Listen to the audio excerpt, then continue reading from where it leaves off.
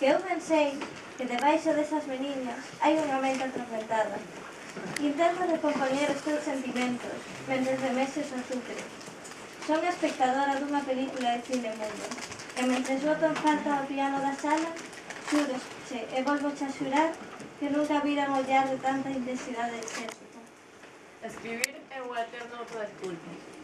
Fraco favor que fago a ninguén, rabuñando a superficie das propias obsesións, e querería que fose algo máis, e debería serlo, mais a mole de as reaccións e minucias que esvaran por o rostro descuidado do egocentrismo xa gastado, manoseado que ten que sair por alguna parte, que debería conter trazos de tinta desleída, a terra, as pingas de xiada nos teus ollos de botón, o lusco-fusco, a loita, as melodías e os acordes, e as disonacións da autotortura, sí, pero só son unha nena, subida ao polo do seu propio egoísmo, coa cara apertada contra o peito das súas palabras patéticas, disfrazadas da facilidade de encadear metáforas que soan a intimidade.